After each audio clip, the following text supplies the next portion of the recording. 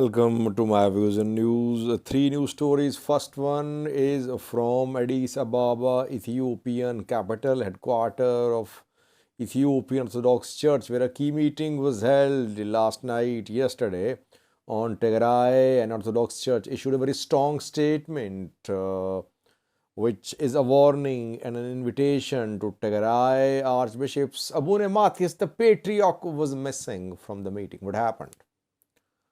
Where is he? Did he deliberately not attend the meeting? Is it a tactical move, or is he not happy with the church statement about Tigray, or what is happening in Tigray? Secondly, viewers, PM Abiy is going to visit Volkite,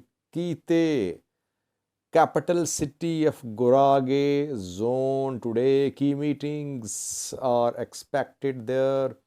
There could be a strike, sit-at-home strike in Gurage in Volkiti today reportedly. And thirdly, a Tigrayan athlete who won a gold medal for Ethiopia at last year's World Athletics Championships in the US was interviewed by a news outlet a few hours ago. Still, she has not been able to see her parents, who live in some rural areas of Tigray.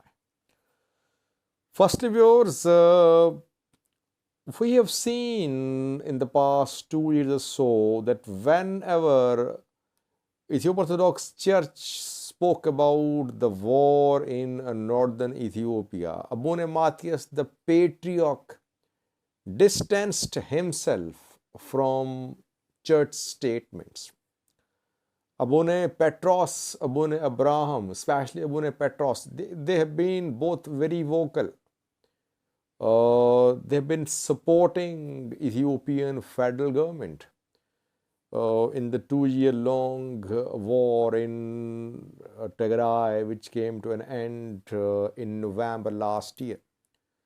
But Abune Mathias, the Patriarch, was heard showing concerns, condemning the attack on Tigray by Ethiopian elite and military in a video leaked almost a year ago, more than a year ago.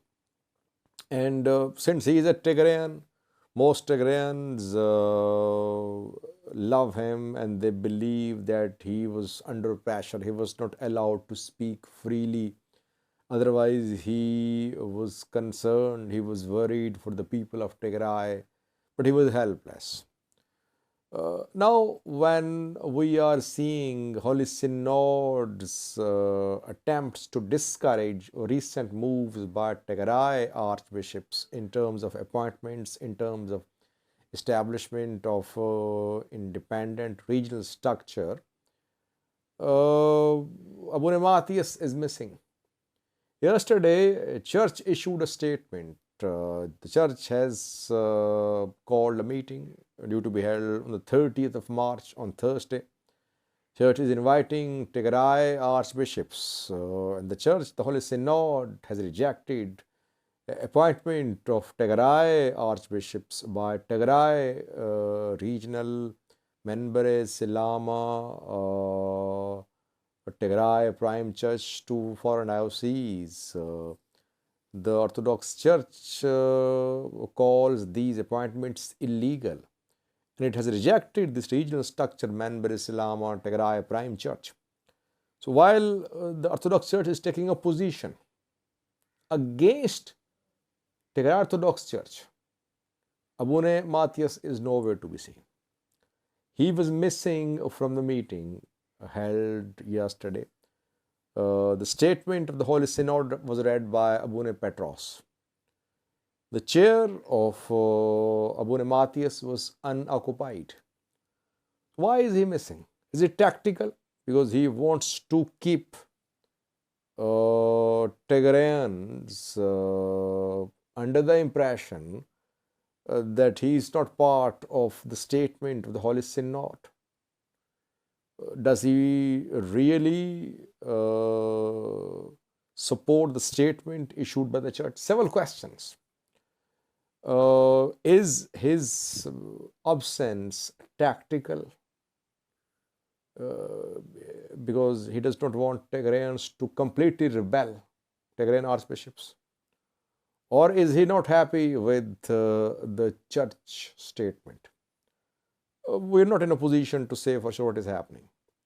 But I think Abune Mathias will never be part of any strong action on Tigray Orthodox Church, Tigray archbishops. He will try to play the role of a mediator between the Holy Synod and the Tigray archbishops. That is why he was missing from yesterday's meeting, because yesterday's meeting accused Tigray archbishops of making illegal decisions. Let's see what happens. Will Tigray archbishops attend 30th of March meeting in Addis Ababa or not? Secondly, PM Abiy is going to visit Valkite, capital city of Gurage today. Preparations are underway to welcome him. Gurage regional council members are invited. Other notables are invited for meetings with PM Abiy. Banners have been displayed in Valkite. We know that 2 days ago some meetings were held at PM office in Addis Ababa. Hanonaga of Azima party was part of the meeting too. Gurage elders met with the Prime Minister, Gurage businessmen too. There PM Abiy rejected Gurage's demand for statehood, which has been Gurage and Wolaita's demands for years. But Ethiopian government is creating a new regional state. It is splitting SNNPR, but no separate Gurage and Wolaita states are not being created.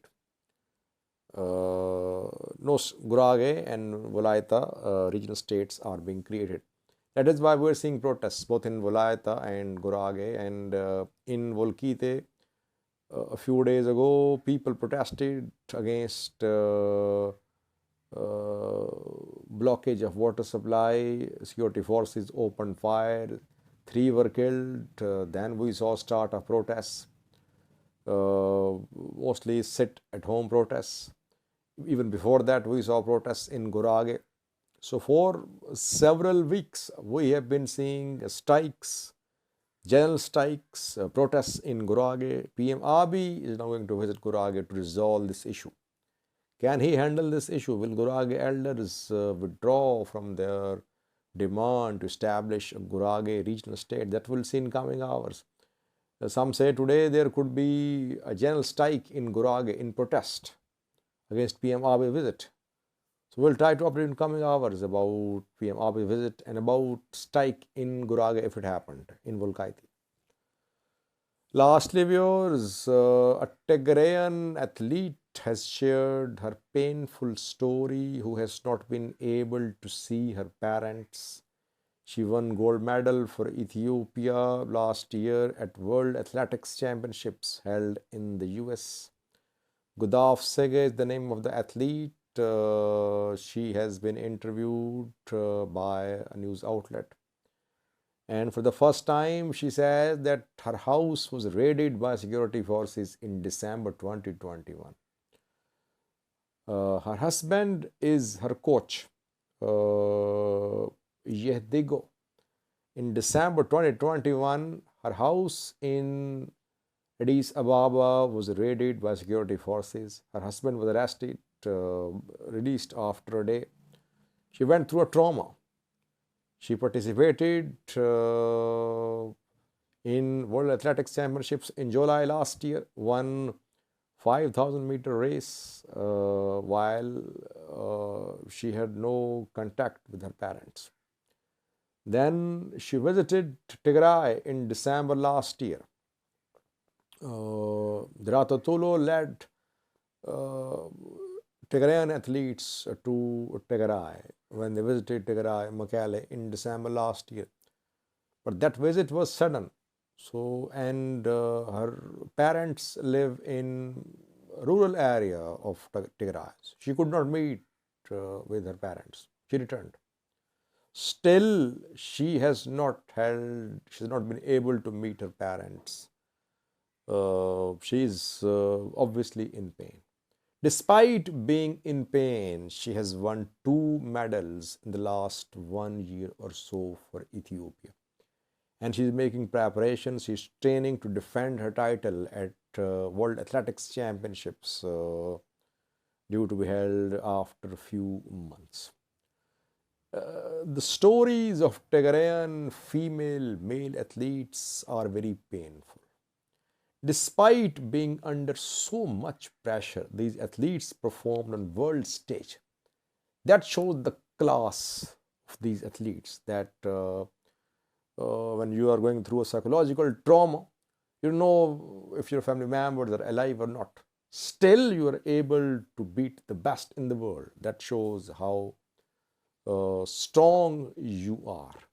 I think it's not a big issue for Ethiopian government to ensure that these athletes see their family members. It would be a great gesture from Ethiopian government if a special flight is arranged for all these athletes from Addis Ababa to Tigray.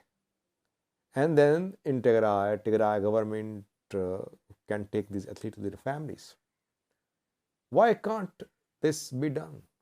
The athletes are representing Ethiopia. They are the name of Ethiopia on world level. But in Ethiopia, they don't have access to their families. Thank you for watching.